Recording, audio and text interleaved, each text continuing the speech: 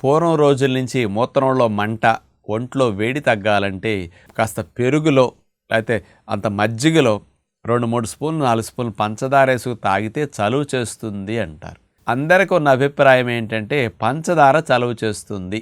ఇది పెద్దలు చెప్పారు. అంటే పూర్వం రోజుల్లో పంచదార రోజు వేసుకోవడానికి డబ్బులు లేవు, బెల్లం వాడేవారు. పండగలప్పుడు, పెళ్ళిళ్ళప్పుడు, శుభకార్యాలప్పుడు మాత్రమే పంచదార కొనుక్కునేవారు. రోజు వాడే బెల్లం గనక వేస్తే వీడికి నమ్మకం రాదు. అందుకని పంచదార వాడటం ఇష్టం. అందుకని వాడికి ఇష్టమైన పంచదారని కాస్త పెరుగులో ఇచ్చేస్తే ఈజీగా తాగేస్తాడు, తినేస్తాడు. అంచేత చలవ చేస్తున్న అట్లా మాయమాటలు చెప్పి అలవాటు చేశారా తప్ప మూత్రంలో మంట తగ్గటానికి, వేడి తగ్గటానికి అసలు పంచదారకు సంబంధం లేదు. పంచదార వేడి తగ్గించే గుణానేమి కలిగి ఉండదు. అవన్నీ కెమికల్స్, లేనిపోయిన బాడీని ఇబ్బంది కలిగించే గుణమే తప్ప లాభం ఉండదు. మరి పెరుగు వేడి తగ్గిస్తుంది అంటే పెరుగులో నీటి శాతం ఎక్కువగా ఉంటుంది కాబట్టి వేడి తగ్గిస్తుందని అంటారు.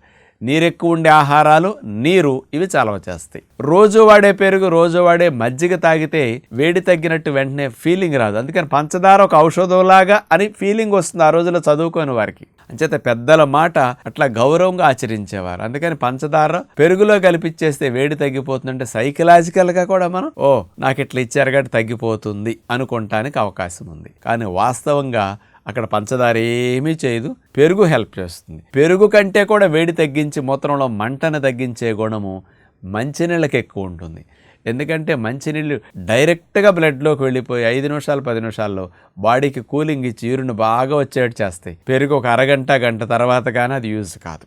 అందుకని అన్నిటికంటే చలవ చేసే గుణము, బాడీకి కూలింగ్ ఇచ్చే గుణము, మూత్రంలో మంట సమస్యలు రాకుండా రక్షించే గుణము కేవలం మంచినీరుకే ఎక్కువ ఉంటుంది అన్నిటికంటే.